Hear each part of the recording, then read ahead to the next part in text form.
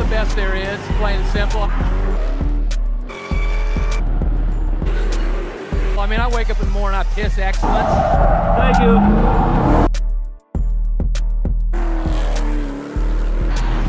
And nobody can hang with my stuff.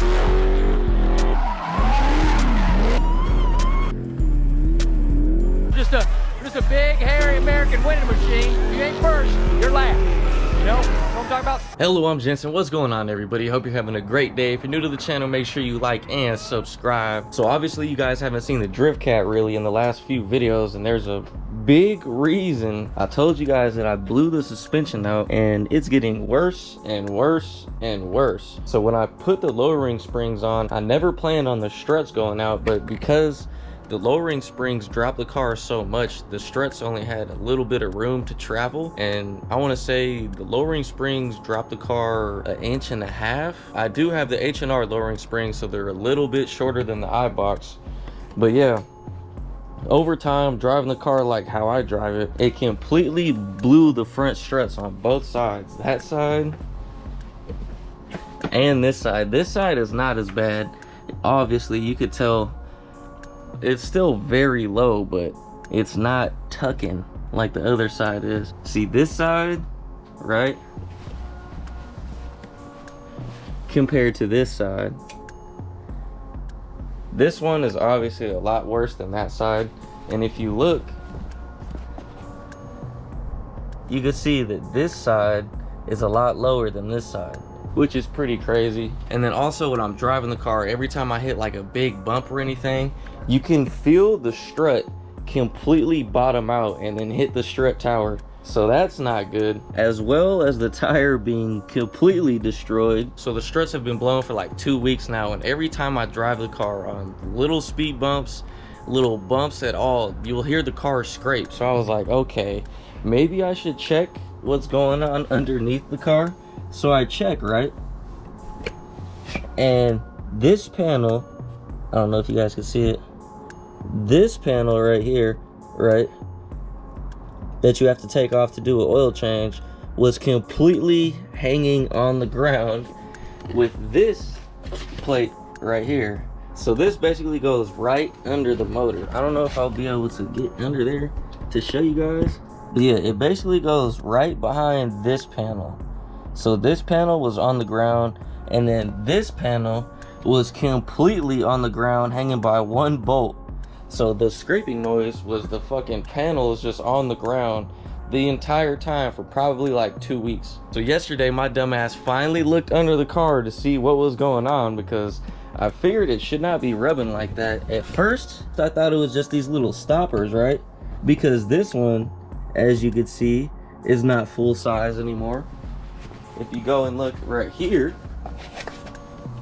that's the actual size that it's supposed to be. And even on this one, you can see how worn down it's getting, just because how low it is. It's just scraping the entire front the whole time.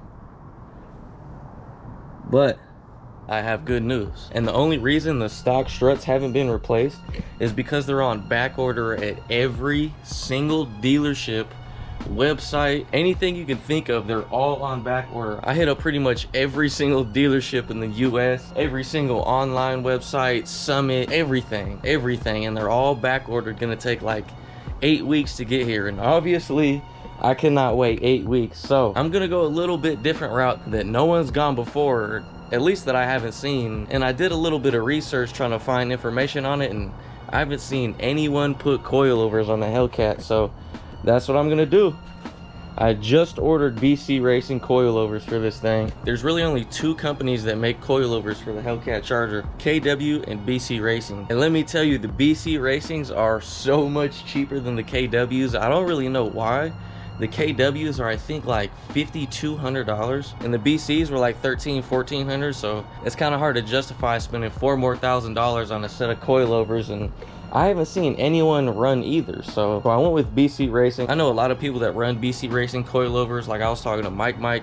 He has a few cars that are on BCs, a few cars that are on Field. Field doesn't have any coilovers for my car. The only 2 companies are literally BC Racing and KW. And I'm juiced because it said that they were just shipped today, so they'll be here within the next day or so. I could finally start driving this thing how it's supposed to again, take it to the track, go to a bunch of different drift events. I know there's an event in Stockton on the 25th. I gotta do a little bit more research on it, but I'm gonna try to get there. But I'm definitely gonna try to bring this thing out there, and hopefully it's gonna have a little bit more power. More on that coming soon, but it's gonna get dropped off at Overkill Performance really soon, so stay tuned for that. The Drift Cat's gonna have so much more power. It's gonna be hella fun. And I went with the DS Type BC coilovers because I think they have some other ones called BR series, and they're a little bit cheaper, but I went with the little more expensive ones because I figure it's going to be a little higher quality, a little more track oriented, because I'm tired of dealing with suspension. So hopefully once I get the coilovers on, I'm going to have no more suspension problems, because as you guys know,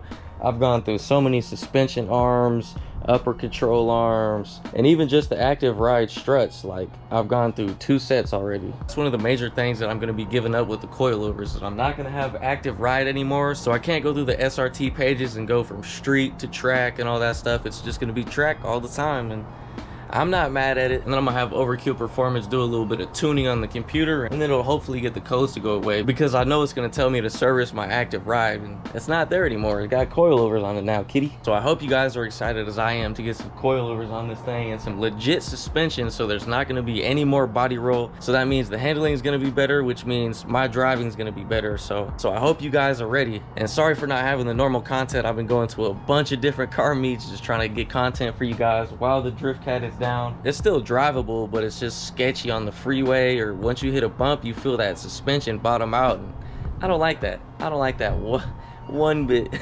I've also been thinking about rewrapping the Drift Cat, so comment down below what color you guys think. It has to be a color that has not been done on a Hellcat before. Just like the tan and the green that I had, I want to be original.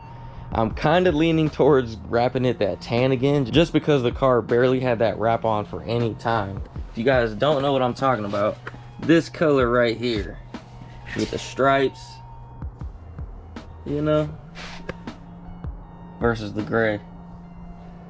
Tan, gray. I don't know, because I can't decide if I want to do the same color again or do something new. So help me out, comment down below. So that's pretty much the update on the Drift Cat. Thank you guys for watching. I appreciate it. Make sure you like, subscribe, comment, share, hit the bell, thumbs up, all that stuff. Make sure you go check out the links down below. Go subscribe to the behind the scenes channel. Links in the description. And I'll see you guys in the next video. Deuces. Well, Dick, here's the deal. I'm the best there is, plain and simple. I mean, I wake up in the morning, I piss excellence. Thank you.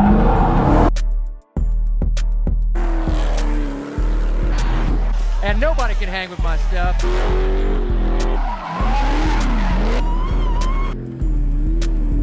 Just a big, hairy American winning machine. If you ain't first, you're last. You know what I'm talking about?